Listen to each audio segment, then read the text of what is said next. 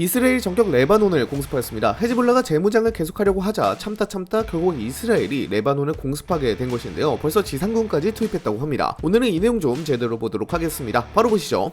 이스라엘 현지 시각으로 11월 6일 레바논 남부에 대한 공습작전을 이스라엘이 전개하였습니다. 이스라엘군은 사전에 공습할 지역을 알려주어 민간인들의 대피를 유도하였고요. 1시간 정도 뒤에 공습을 전개하였습니다. 이스라엘군의 이번 공습으로 인하여 1명이 사망하고 9명이 부상을 입었습니다. 최근 이스라엘의 이러한 공습은 11월 초부터 점차 확대되고 있는 상황인데요. 이러한 규모는 더 커질 것으로 전망되고 있습니다. 11월이 된 지 7일밖에 되지 않았습니다. 그런데도 벌써 22차례의 군사작전이 레바논 남부 지역에서 발생하고 있는데요. 여기에는 앞서 말씀드린 공습도 포함이 되고요. 지상포격이나 주택에 대한 공격과 철거작전도 포함되었다고 합니다. 이번 공격으로 지금까지 8명이 사망하고 10명이 중상을 입었으며 주택 6채가 파괴되기도 했습니다. 무엇보다도 10월 30일에는 이스라엘군이 레바논 내로 지상군을 투입하여 시청 건물에 장악하고 시청 직원 1명을 사살하기도 했는데요. 점차 긴장이 고조되고 있습니다. 이스라엘군은 헤즈볼라가 이 시청 건물을 활용한 것이 확인됐으며 건물 내부에서 즉각적인 위협이 발생해 총격을 가했다고 설명했는데요. 레바논은 그 사람은 단순 시청 당직 직원이었다고 반박했습니다. 이스라엘군은 공습을 점차 확대하자 레바논 남부 지역에는 새로 피난민들이 발생하기 시작했는데요. 난민들이 점점 북쪽으로 올라가다 보니까 난민들이 향하는 지역마다 도로 교통량이 늘어나면서 한때 혼란이 일기도 했습니다. 또한 레바논은 레바논 남부 지역의 나바티에 지역에 7일부터 휴교령을 선포하기도 했습니다. 이미 휴전을 한 지 거의 1년이 다 되어가는데도 이 지역의 긴장은 여전한 상황입니다. 곳곳에서는 무력 충돌이 계속 이어지고 있죠. 그렇다 보니 많은 이들이 판단하기에 이스라엘의 레바논 공습 강도가 점점 세지고 있는데 휴전이 깨지는 것이 아니냐는 우려도 나오고 있습니다. 물론 휴전 이후에도 이스라엘은 레바논을 계속해서 공격했습니다. 헤즈볼라에 대한 위협이 있다는 명분으로 레바논을 계속 공격하고 있는데요. 그런데도 우려를 표하는 이유는 거의 매일같이 공습이 이루어지고 있기 때문입니다. 민간인 피해가 발생하고 있다 보니 레바논 정부도 이스라엘에 대해 항의하기 시작했습니다. 레바논 국영통신에 따르면 조셉 아운 레바논 대통령은 이번 이스라엘의 공습은 이스라엘이 저지른 명백한 범죄행위라고 비판했습니다. 이스라엘에 공습 그만하라고 요구한 것이죠. 그리고 조셉 아운 레바논 대통령의 언행들도 이전과는 사뭇 달라진 느낌인데요. 조셉 아운 레바논 대통령은 남부 영토를 침범하는 이스라엘의 어떠한 침입에도 맞서 레바논의 영토와 국민의 안전을 지켜야 한다고 레바논군 지휘부에 지시하였습니다. 또한 헤즈볼라는 성명을 통해 휴전협정에 대한 의지는 제하긴 하면서도 이스라엘의 점령에 맞서 저항할 권리가 있다며 이스라엘과의 정치적 협상에 끌려가지 않겠다는 의지를 드러냈습니다. 무엇보다도 이스라엘이 이렇게 공습하고 민간인 피해도 발생하다 보니까 레바논 내에서도 이스라엘에 대한 분노가 점차 고조되고 있는데요. 그럴만도 한 게 유엔 집계에 따르면 이스라엘이 휴전 이후에도 지속적으로 공습을 가하다 보니까 레바논에서는 민간인 100여 명을 포함해 수백 명이 목숨을 잃기도 했습니다. 이에 따라서 레바논인들은 이스라엘에 대한 분노가 아주 크죠. 네타냐후 총리는 이어 이스라엘은 더 이상 레바논 남부가 새로운 전선이 되는 것을 자시하지 않겠다며 강경한 태도를 제하긴 했습니다. 그는 헤즈볼라가 하마스와 마찬가지로 이란의 지원을 받아 우리를 공격할 기회를 엿보고 있다. 우리는 그들의 숨통을 완전히 끊을 준비가 되어 있다고 말했습니다. 이스라엘 국방부 장관이 이스라엘 카츠 역시 성명을 내고 헤즈볼라는 불장난을 하고 있다. 레바논 정부는 시간을 끌지 말고 즉각 무장해제 약속을 이행하라고 경고했습니다. 군 내부 관계자들은 이번 공습이 일회성 경고가 아니라 향후 더 큰 규모 작전의 예고편일 수 있다고 밝혔습니다. 실제로 이스라엘군은 이미 레바논 국경 인근에 추가 병력을 배치하고 있습니다. 일부 전문가들은 이스라엘이 단순 공습에 그치지 않고 필요시 한정적 지상 작전까지 고려 중이라고 분석하고 있습니다. 네타냐후 총리의 이러한 발언과 군의 움직임은 단순한 압박이 아니라 실질적 행동으로 이어질 가능성이 높다는 점에서 긴장감이 고조되고 있습니다. 이번에 이스라엘이 레바논을 공격한 이유는 헤즈볼라 때문입니다. 헤즈볼라는 휴전한 조건으로 무장해제를 해야 했는데요. 헤즈볼라가 계속해서 무장해제를 거부해서 발생한 탓입니다. 물론 레바논 정부도 헤즈볼라의 무장해제를 강력히 요구하고 있고 또 레바논군을 활용하여 남부 지역의 무장 세력과 무기들을 대상으로 소탕전을 벌이기도 했지만요. 잘 안되는 것 같습니다. 사실 그럴만도 한 게 헤즈볼라가 레바논에 어마어마한 영향력을 끼치고 있는 집단인지라 지지부진한 것도 이해가 됩니다. 다만 이스라엘과 미국이 계속해서 헤즈볼라의 무장해제를 하라고 요구했지만 헤즈볼라는 완강히 거부했고요. 정전협정 선언에도 포함되어 있지 않다고 주장하면서 무장해제를 거부하니 이제는 이스라엘이 군사행동에 나서게 된 것입니다. 참고로 헤즈볼라가 정전협정 선언에 자신들의 무장해제가 없다고 주장을 하는데 휴전협정에는 분명히 레바논은 레바논 군만 무기를 소지할 수 있다고 나와 있었습니다. 이 부분은 헤즈볼라가 억지를 부리고 있습니다. 유엔은 양측 전투가 격화하는 데 있어 깊은 우려를 표하면서 서로 오판을 중지하고 소통을 재개하며 군사행동을 자제해달라고 재차 당부했습니다. 또한 유엔 레바논 평화유지군은 이번 공습이 유엔 안보리 결의 1701호를 명백히 위반한 행위라고 지적하며 즉각적인 교전 중단과 외교적 대화 복원을 촉구했습니다. 유엔은 지금 이 지역은 한 발만 잘못 디뎌도 전면전으로 번질 수 있는 위험한 상황이라며 국제사회의 즉각적인 중재 노력을 강조했습니다. 미국의 트럼프 대통령은 이를 중지하려고 하는 모습인데요. 있는데요. 트럼프 행정부는 헤즈볼라의 일종의 당근을 흔들며 무장해제를 유도하고 있는 모습입니다. 트럼프 대통령의 측근으로 백악관 시리아 특사인 톰 베럭 주 티르키예 미국 대사는 이날 헤즈볼라가 무장을 해제하고 이란과의 관계를 끊으며 레바논 남부를 개발하는 사업에 중동 산유국들이 최대 100억 달러, 한화로 14조 5천억 원을 투자할 용의가 있다고 밝혔습니다. 헤즈볼라를 군사적으로 굴복시키려는 이스라엘과는 달리 경제적 이익을 제공하며 설득하는 방안을 제시한 것입니다. 다만 이것도 미국 자신이 하는 것이 아니라 중동 국가들이 대신해주는 거라 헤즈볼라는 이를 크게 신뢰하지는 않고 있는 모습입니다. 현재 국제사회에서는 지금 사태가 계속되면 레바논에서 새로운 중동 전쟁의 전선이 형성되고 더 큰 전투가 계속될 것이라는 우려를 표하고 있습니다. 일각에서는 이번 이스라엘의 레바논 공습을 단순히 군사적 대응으로 보기 어렵다는 분석을 내놓고 있습니다. 네타냐후 총리가 처한 정치적 위기 상황과 맞물려 있다는 것이죠. 네타냐후 총리는 최근 부패 혐의 재판 그리고 전쟁 장기화에 따른 국민 불만 등으로 국내 여론의 강한 비판을 받고 있습니다. 이런 상황에서 국민의 시선을 외부로 돌릴 수 있는 가장 강력한 방법은 바로 외부 위기를 조성하는 것입니다. 이스라엘의 역사에서도 비슷한 패턴이 반복됐습니다. 국내 여론이 흔들릴 때마다 안보 이슈를 전면에 내세워 국민 결집을 유도하는 방식이죠. 실제로 네타냐후는 내각회의에서 이스라엘의 안보는 타협할 수 없다는 발언을 수차례 반복하며